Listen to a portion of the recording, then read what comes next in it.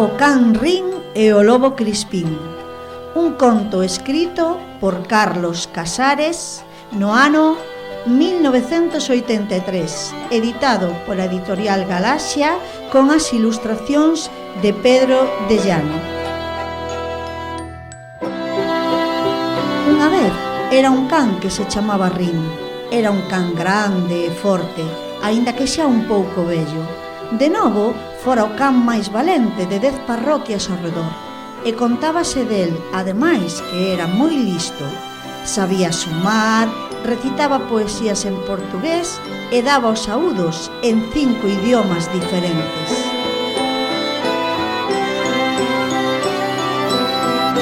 De mozote andara de pastor pola parte de Burgos e ali fixérase famoso porque mentras que tornaba as ovellas calcetaba e porque sabía dicir o credo e a salve en latín corrido e ben pronunciado.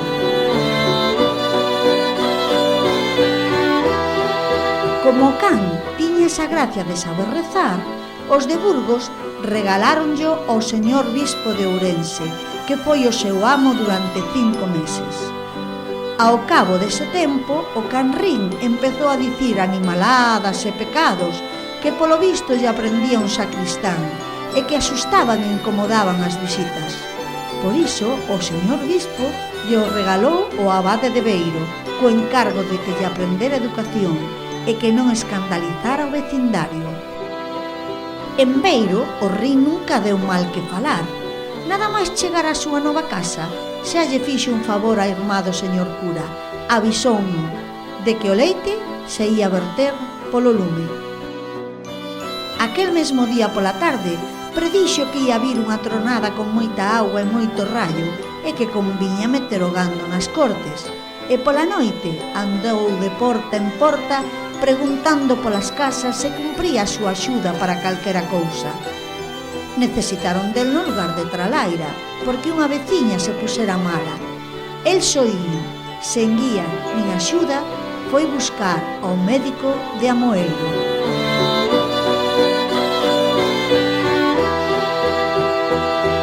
Atopouno sentado na cociña, mirando para o lume, e polas primeiras falas que lle oíu, o Rin tirou a conclusión de que non ia ser fácil sacalo da casa, polo medo que lle puñen a noite tan negra.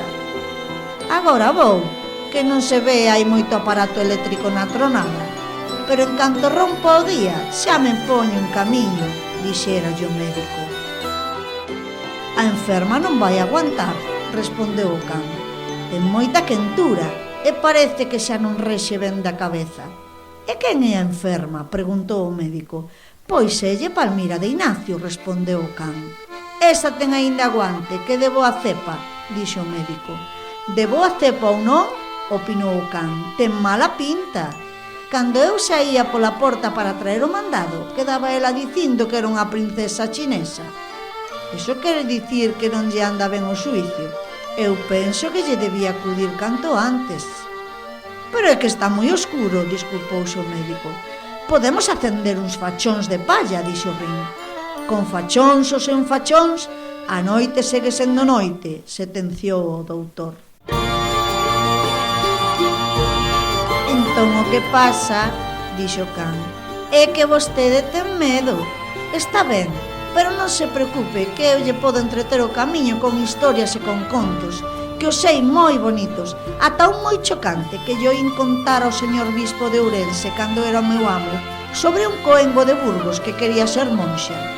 Ese sai Crispín? Preguntou o médico. E quen é Crispín? Preguntou o can. Pois Crispín é o lobo máis malo que anda por estas terras de Deus, aclarou o médico. Nos últimos 5 anos comeu 30 bois, 63 vacas e 208 ovellas. Cans tan grandes como a ti, debeu paparse a preto de 3 dúcias deles. É unha besta. Non se preocupe polo lobo, que dese dou conta eu, dixo o can con voz moi rexa e moi segura. Coidadiño e menos prosas, compañeiro, replicou o médico. O lobo é o lobo. Agarde un pouco, dixo o can. Entón o Rin mirou para os lados da cociña e descubriu que había unha artesa enorme. Tentouna ben calculou as arrobas que podía pesar e díxolle ao médico: se a levanto cos dentes, ven comigo. Se a levantas cos dentes, vou contigo, prometeu o médico. E foi ao rin, trabou ben forte nunha esquina e arrebolou coa artesa polo aire como se fose un oso ou un cachiño de pan. E o médico non tivo máis remedio que ir.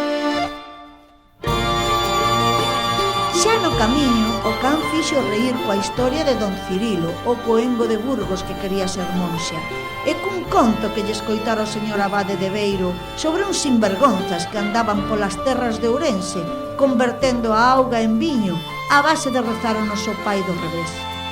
Íalle falando precisamente deste sucedido cando atravesaban a fraga de Liñares, e nesto que de súpeto o cabalo se puxo de pé, rinchando todo asustado, como se vixe unha cousa do outro mundo. A continuación, oíuse un renxer terrible entre a follaxe do bosque e diante deles apareceu unha masa escura e grande como a un boi. «Crispín! Crispín! Estamos perdidos!» berrou o médico. Era un lobo espantoso. Ao primeiro quedou mirando fixo para o médico, como que se o quixese papar dun bocado. Despois adiantou 2 pasos cara a el e seguiu mirando, pero desta vez cos ollos máis ben postos no pescozo do cabalo. Estivo así como uns 3 minutos e logo chegouse aínda máis. Entón empezou a bater co rabo contra o chan con tanta forza que retumbaba na terra como se pasasen por ali 4.000 cabalos ao galope e preparou os dentes para o ataque. Cando empezaba a bufar para pegar o salto, foi o can, meteuse no medio e dixo: «Un momento, Crispín! Antes de facer unha falcatruada, escoita ben o que che vou dicir. Se tocas un pelo deste cabalo, féndote, refúzote co de dentro para fora!»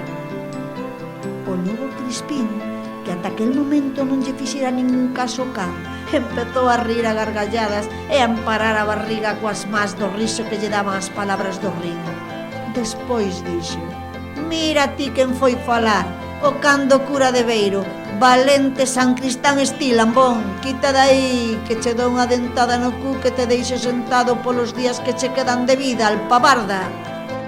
O can puxose aínda máis serio do que estaba e volveulle dicir: «Eu avísote!» «Avisado estou», contestou o lobo, «pero este cabalo está moi ben mantido, eu traio moita fame. Que baixe o médico, que a el non lle quero facer mal, que queda agardando por el Palmira de Ignacio medio ida do sentido, que ben a oín eu desde o souto de Chantada cando viña cara aquí, que daba dicindo non sei que trapallada sobre China». Cando rematou de dicir isto, entroulle como unha especie de furia tola polo rabo e anunciou con voz de lobo: «Vou contar ata 3 e xa pego o salto». E empezou: 1, 2... Cando ia dicir 3, o rin tirouse a el como unha centella, trabouno polo pescozo, deulle un par de sacudidas e meteulle a cabeza contra o chan entre a auga e a lama. Entón o lobo empezou a berrar: «Ai, ai, deixame xa, que non como o cabalo, ai, mi madriña, que me reventas a gorxe e me desangro». «Perdono-che a vida», dixo o can, «se faz unha promesa, que o día da festa de Beiro vaias á aldea a saída da misa e que diante de todo o mundo lambas a unha ovella». «Lamber a unha ovella?», preguntou Crispín. «Lamber a unha ovella», contestou o can. «Moito me pides», protestou o lobo. «Elixe», dixo o can. «Elixido está», dixo o lobo. O día da festa xuntouse o pobo enteiro no adro da igrexa á hora convida. Os cazadores presentáronse con escopetas, a xente levaba paus e forquitas, había 3 veciños con fouces e unha gadaña. O señor abade tiña unha tranca escondida debaixo da sotada. O médico levaba unha linterna para, en caso de ataque, botarlle a luz ao lobo nos ollos, que din que non aturan cousa semellante. As mulleres rezaban o rosario e cantaban a San Roque. Cando xa levaban esperando máis de media hora, o San Cristán dixo: «Moito lobo e Crispín para ver aquí por mandato dun can». Aínda ben non rematara de falar, apareceu o lobo. Viña coa cabeza gacha e unha amiga colorado pola vergonza que sentía. Ao chegar ao cruceiro, fixe unha inclinación e despois antiguouse con todo o respeto. Desde alí a modiño, encamiñouse cara ao adro da igrexa, sempre coa mesma compostura. Deu os bos días, pediu permiso e preguntou pola ovella. Tiñanlla xa preparada, atada cunha corda e ben limpiña. Entón foi o lobo, colocouse de xeonllos diante dela, sacou a lingua da boca e púxose a lamber na ovella tal como prometera.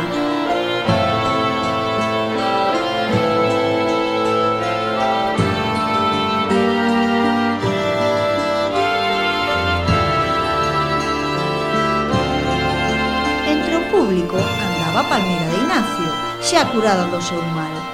Foise arrimando cara ao sitio onde estaba o Rin e díxolle a orella: Rin, esto de que un lobo lamba unha ovella, dixéronme a min que pasara unha vez na China, hai máis de 20.000 anos. Pareceme moitos anos, dixo o Rin, e botouse a dormir, que estaba moi canso, e pola noite ainda tiña que tocar o clarinete na verbena, por causa de que un músico da banda empachara nas vésperas da festa e non estaba en condicións de traballar aquel día.